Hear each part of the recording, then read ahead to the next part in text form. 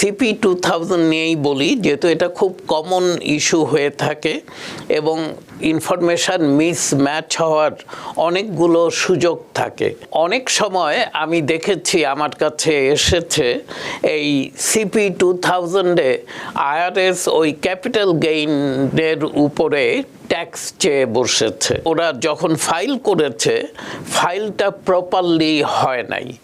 মানে এটা যেইখানে গিয়ে বসার কথা ছিল সেখানে সেল অফ রেসিডেন্সে না গিয়ে সেল অফ অ্যাসেটে গিয়ে বসেছে। বিরাট একটা CP2000 চিঠি ইস্যু করে দিয়েছে উইথ $280,000 ট্যাক্স ডিমান্ড করে। ট্যাক্স সিজন আমাদের শুরু হয় জানুয়ারি মাসে, এবছর জানুয়ারি 29 তারিখে শুরু হয়েছিল এবং এপ্রিলের 15 তারিখে শেষ হয়ে গেছে সাধারণভাবে। এবং এক্ষেত্রে এখনও দেখা যাচ্ছে যে স্ট্যাটিস্টিক্স আছে প্রায় 21 লক্ষ মানুষ এখনও ট্যাক্স ফাইল করেননি। নিশ্চয়ই তাদের কোনো সমস্যা আছে। আবার এর মধ্যে যে প্রায় 16 কোটির উপরে যে মানুষ ট্যাক্স ফাইল করেছে তাদেরও নিশ্চয়ই কোনো না কোনো ত্রুটি বিচ্যুতি আছে, যে কারণে আইআরএস থেকে সেটা হয়তো বিশ্বাস করেনি, যে কারণে অডিট করার জন্য চিঠি আসা শুরু হয়ে গেছে বা আসবে, এরকম হতে পারে। আজকে আমি পাইনি, কালকে আমি পেতে পারি, এরকম একটা আশঙ্কা রয়ে গেছে। এক্ষেত্রে আমরা যারা আইআরএস থেকে কোনো চিঠি আসলে খুব ভয় পেয়ে যাই, আমরা ভীষণভাবে ভয় পেয়ে যাই। আসলে কি ভয় পাওয়ার কিছু আছে? আসলে এই ধরনের চিঠি পেলে ভয় না করে এর প্রতিকার করার জন্য কি কি ব্যবস্থা নেওয়া দরকার বা কি করলে এই অবস্থা থেকে উত্তরণ হতে পারে, এটা বিস্তারিত ব্যাখ্যা করুন, যাতে করে যারা আমরা ইতোমধ্যে চিঠি পেয়েছি বা আগামীতে যারা পেতে যাচ্ছি তারা যেন এই অবস্থা থেকে পরিত্রাণ পেতে পারে। জনাব পারভেজ কাজী। ধন্যবাদ রানা ভাই। আমি যে কথাটি বলছিলাম, এই যে CP2000 নিয়েই যে ইনফরমেশন যখন মিসম্যাচ হয় তখন কিন্তু আইআরএস থেকে একটা চিঠি জেনারেট করে। এবং এই CP2000 নিয়েই বলি, যেহেতু এটা খুব কমন ইস্যু হয়ে থাকে এবং ইনফরমেশন মিসম্যাচ হওয়ার অনেকগুলো সুযোগ থাকে। একটা প্রায়ই হয়ে থাকে, ধরেন আমি প্রিন্সিপাল রেসিডেন্স, আমি সেই বাসাতেই থাকি মোর দেন 10-15 ইয়ার্স, বাড়িটা আমি বিক্রি করেছি এবং আমি যদি married filing joint return submit করে থাকি তাহলে আপ টু $500,000 পর্যন্ত ক্যাপিটাল গেইন ট্যাক্স থেকে এক্সক্লুডেড, আমাকে ট্যাক্স দিতে হবে না। এখন অনেক সময় আমি দেখেছি, আমার কাছে এসেছে এই CP2000-এ আইআরএস ওই ক্যাপিটাল গেইনের উপরে ট্যাক্স চেয়ে বসেছে। এটা রিজনটা ছিল যে ফাইলিংয়ে ওরা যখন ফাইল করেছে ফাইলটা প্রপারলি হয় নাই। মানে এটা যেইখানে গিয়ে বসার কথা ছিল সেখানে সেল অফ রেসিডেন্সে না গিয়ে সেল অফ অ্যাসেটে গিয়ে বসেছে। সেই কারণে আইআরএস এখানে ক্যাপিটাল গেইনের গন্ধ পাচ্ছে এবং বিরাট একটা CP2000 চিঠি ইস্যু করে দিয়েছে উইথ $280,000 ট্যাক্স ডিমান্ড করে। তো পরে এটাকে করসপন্ড করে এটাকে জিরোতে নামিয়ে আনা সম্ভব হয়েছে। এই ধরনের CP2000-গুলো ভেরি কমন। আরেকটা CP2000 এসে থাকে আমাদের খুব প্রায়শই, এটা দেখি যে যাদের স্টকস আছে, স্টক মার্কেটে বাই অ্যান্ড সেল করে, ওনারা অনেক সময় প্রপারলি সবগুলো দেখানো হয় না ট্যাক্স ফাইলে। তো যদি ট্যাক্স ফাইলে দেখানো না হয়, 1099B আমি যেই প্ল্যাটফর্মে এই বাই অ্যান্ড সেলগুলো করি ওরা কিন্তু আইআরএসকে রিপোর্ট করছে। অতএব আমি ট্যাক্স ফাইলে যদি এগুলো না দেখিয়ে থাকি এবং এগুলো মিস করি, আইআরএস তো মিস করে না, ও তো পেয়েছে এবং দেখছে আমার ফাইলের সাথে আইআরএস যে ইনফরমেশন পেয়েছে এটা মিসম্যাচ। অতএব আইআরএস একটা CP2000 লেটার ইস্যু করে দেয় এবং এখানেও বড় অঙ্ক চেয়ে বসে। এই কারণে প্রসিডগুলো আইআরএসের কাছে আছে কিন্তু কস্ট বেসগুলো নাই। আমি যেই ধরেন স্টকটা 10,000-এ বিক্রি করেছি, ওটা যে আমি 9,000-এ কিনেছি অথবা 11,000-এ কিনেছি আইআরএস সেটা জানে না। আইআরএস শুধু জানে 10,000 আমার প্রফিট, অতএব পুরো 10,000-এর উপর আমার ট্যাক্স ওরা রিক্যালকুলেট করে বিরাট একটা অঙ্ক চেয়ে বসেছে। তো এটা পেলেও খুব ভয় পাওয়ার কিছু নেই, যেহেতু এটা খুব সহজেই এগুলোকে টেক কেয়ার করা সম্ভব। এটা পেয়ে থাকলে আপনার কস্ট বেসগুলোকে আপনি বের করবেন এবং আপনি যে 8949 ফর্মটা ফিল করতে হয় সেটা আবার করে স্কেডিউল ডিতে গিয়ে এগুলো রিপোর্ট করে আপনি যদি আইআরএসকে সাবমিট করেন, অনেক সময় দেখা গেছে যে স্টক বাই অ্যান্ড সেলে অনেকের লস হয়েছে, সে লসটাও কিন্তু ক্লেম করে নাই। আমরা জানি যে 3,000 পর্যন্ত লস আমরা আমাদের 1 বছরের ফাইলে দেখাতে পারি এবং যেটা থেকে যাবে সেটা আমরা পরবর্তী বছরগুলোতে ক্যারি ফরওয়ার্ড করতে পারবো। অতএব সিপি 2000-এ যেখানে দেওয়ার কথা ছিল, উল্টা উনি কিছু রিফান্ড পেয়েছেন এবং সিপি 2000 জেনারেট না করলে এটা হয়তো উনি দেখতেনও না, পেতেনও না। তো ওই কারণেই বলছি যে আইআরএস এর অনেক চিঠি আছে, প্রত্যেকটা চিঠিকে কিন্তু টাইমলি ফ্যাশনে অ্যান্সার করতে হবে। আমরা ইমিডিয়েট অ্যান্সার করার জন্য রিকমেন্ড করি এবং যদি আপনার কাছে ইনফরমেশন না থাকে এবং you need some additional time, ওটাও আমরা চিঠি দিয়ে আইআরএসকে জানাবার পক্ষপাতী।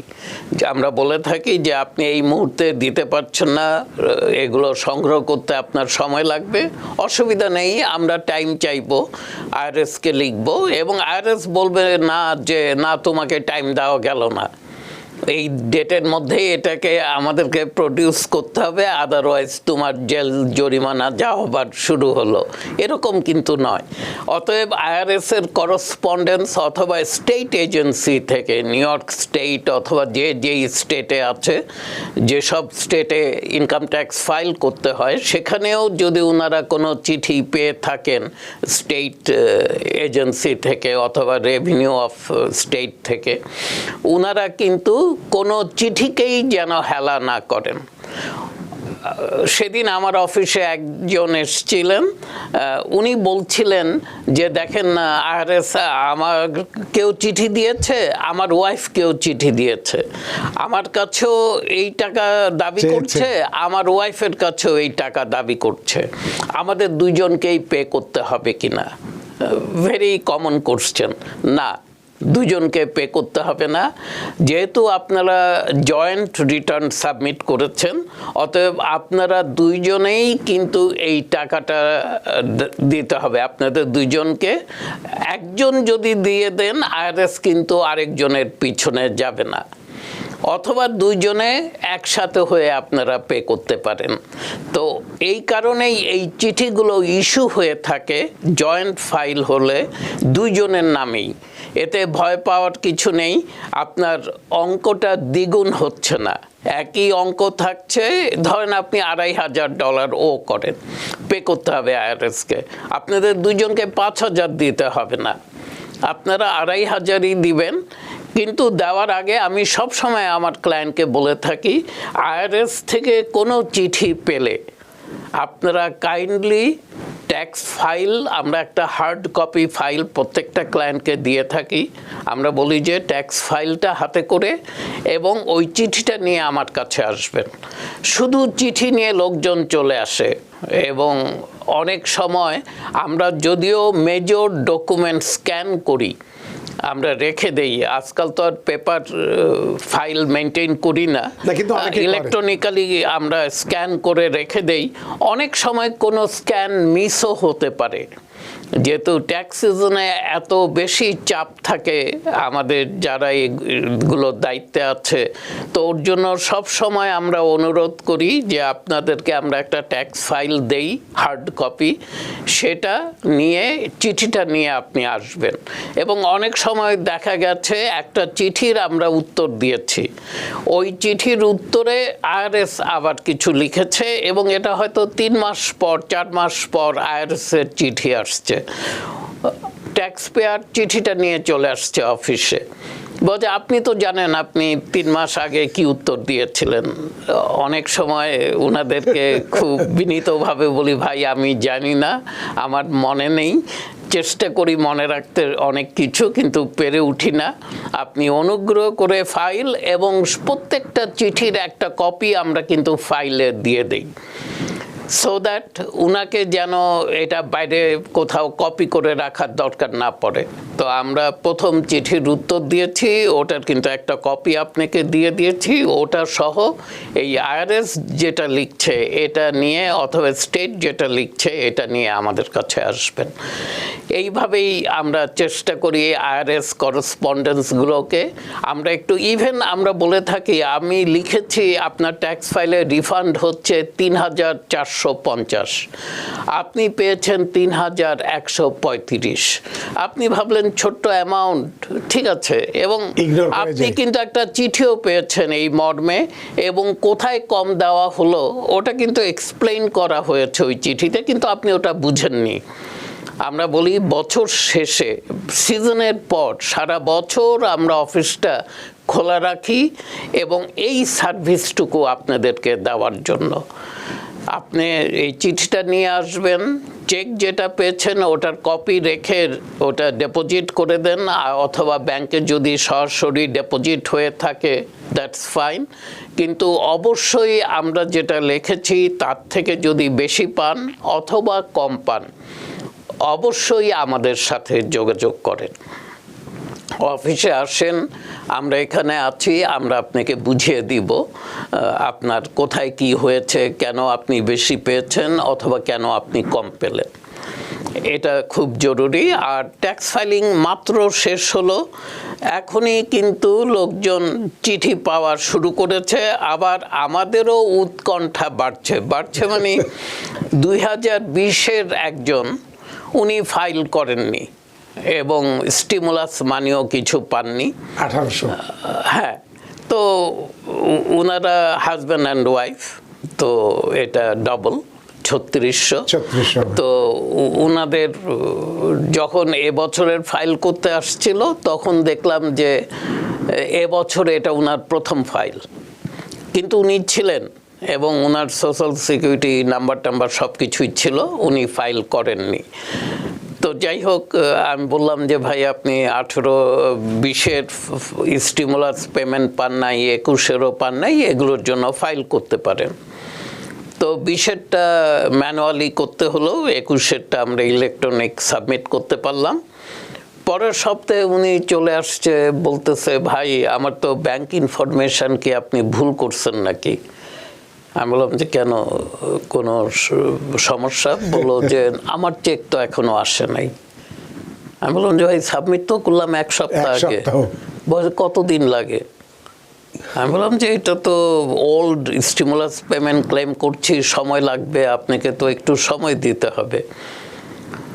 বলে কিন্তু একটু ব্যাংক অ্যাকাউন্টটা দেখবেন। তো আমি বললাম যে ভাই এটা তো আপনিও দেখতে পারতেন বাসায়।